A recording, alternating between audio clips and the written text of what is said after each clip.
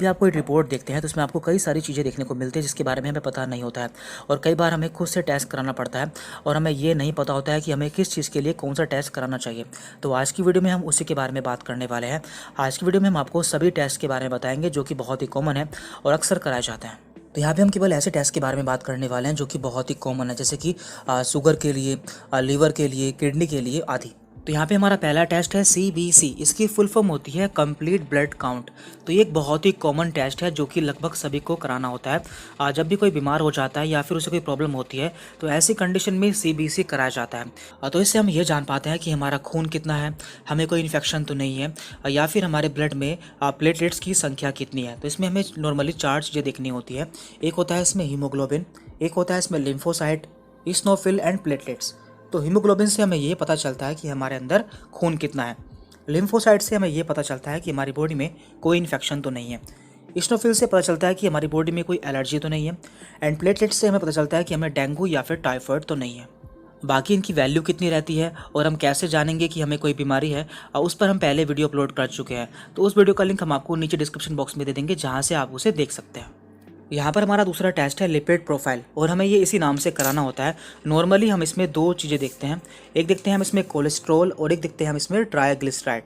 देखिए हम इसे कब कराते हैं, ऐसे लोग जो कि काफ़ी मोटे होते हैं या फिर जिनमें काफ़ी वसा होती है, और या फिर ऐसे लोग जिनमें हार्ट वाली प्रॉब्लम्स होती है, तो उन्हें ये टेस्ट कराना होता है। क्योंकि कोलेस्ट्रॉल या फिर ट्राइग्लिसराइड का बढ़ जाना हमारे लिए अच्छा नहीं होता है, तो उसको जानने के लिए हम इसका टेस्ट कराते हैं।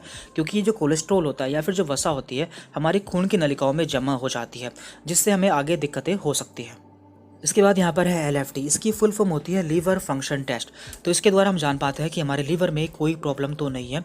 तो नॉर्मली हमें इसमें 2 चीज़ें देखते हैं। Number 1 bilirubin and number 2 SGOT and SGPT।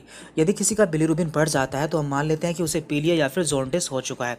और इसी तरह से SGOT एंड SGPT से हम जान पाते हैं कि हमारे लीवर में और कोई प्रॉब्लम तो नहीं है या फिर हमारा लीवर कितना काम कर रहा है। तो इस तरह से LFT से हम जान पाते हैं कि हमारे लीवर में कौन सी प्रॉब्लम है। और इसके बाद यहाँ पर है TFT। इसकी फुल फॉर्म होती है थायराइड फंक्शन टेस्ट। तो इस टेस्ट के द्वारा हम जान पाते हैं किसी को थायराइड तो नहीं है। देखिए थायराइड 2 तरह का होता है, एक होता है हाइपर थायराइड और एक होता है हाइपोथायराइड। जब किसी को हाइपोथायराइड हो जाता है तो उसका वेट काफ़ी बढ़ जाता है। तो ऐसे लोगों में जानने के लिए कि उन्हें थायराइड तो नहीं है, ये टेस्ट कराया जाता है। तो नॉर्मली हम इसमें TSH की वैल्यू देखते हैं। TSH एक हार्मोन होता है, इसकी फुल फॉर्म है थायराइड स्टिमुलेटिंग हार्मोन, जिसकी नॉर्मल वैल्यू होती है 0.55 से 4.78। यदि ये 4.78 से ऊपर हो जाता है तो हम मान लेते हैं कि इसे हाइपोथायराइड हो चुका है। अब हम बात करते हैं शुगर टेस्ट के बारे में, यानी कि ऐसे लोग जिन्हें डायबिटीज़ या फिर शुगर होने की संभावना रहती है तो उनमें कौन से टेस्ट कराए जाते हैं। तो उनमें 3 तरह के टेस्ट कराए जाते हैं। एक होते हैं फास्टिंग, एक होता है पोस्ट पेरेंटल यानी कि PP, और एक होता है HbA1c। जो फास्टिंग होता है ये टेस्ट खाली पेट कराना होता है और इसमें जो वैल्यू होती है वो 100 से कम आती है।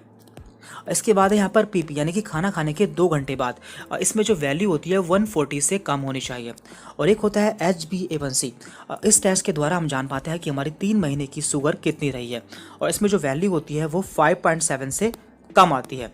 तो यदि इतनी वैल्यू आती है तो हम जान पाते हैं कि इस पेशेंट को डायबिटीज़ या फिर शुगर नहीं है। इसके बाद यहाँ पर है KFT यानी कि किडनी फंक्शन टेस्ट। इस टेस्ट के द्वारा हम जान पाते हैं कि हमारी किडनी में कोई प्रॉब्लम तो नहीं है। देखिए जब भी हमारी किडनी में कोई प्रॉब्लम होती है तो हमारी बॉडी में स्वेलिंग यानी कि सूजन भी आ जाती है। तो इस टेस्ट से हम 3 चीज़ें जान पाते हैं, एक क्रेटिनाइन, एक यूरिया एंड एक यूरिक एसिड। तो ये तीनों क्या होते हैं, ये तीनों हमारी बॉडी में बनने वाले वेस्ट मटेरियल होते हैं जिन्हें हमारी बॉडी से बाहर निकलना जरूरी होता है। लेकिन जब भी हमारी किडनी में कोई प्रॉब्लम हो जाती है तो इनका अमाउंट हमारे ब्लड में बढ़ जाता है, जिससे हम जान पाते हैं कि हमारी किडनी में कोई प्रॉब्लम हो चुकी है। और लास्ट है यहाँ पर यूरिन टेस्ट। देखिए इसमें आपके यूरिन का सैंपल लिया जाता है और लैब टेक्नीशियन आपके यूरिन का एनालिसिस करता है। देखिए वैसे तो इसमें बहुत सारी चीज़ें देखी जाती है, लेकिन यहाँ पर केवल हम ऐसी चीज़ों के बारे में बात करेंगे जो कि काफ़ी कॉमन है, जैसे कि ग्लूकोज, प्रोटीन एंड ब्लड। यदि किसी के यूरिन में ग्लूकोज देखने को मिलता है मीन्स उसे डायबिटीज़ की प्रॉब्लम हो चुकी है।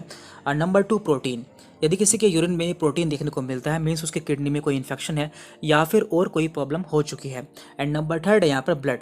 यदि किसी के यूरिन में खून देखने को मिलता है मीन्स उसकी पेशाब की नली में कहीं डैमेज हो चुका है, या फिर उसे UTI है, या फिर उसके किडनी में स्टोन है।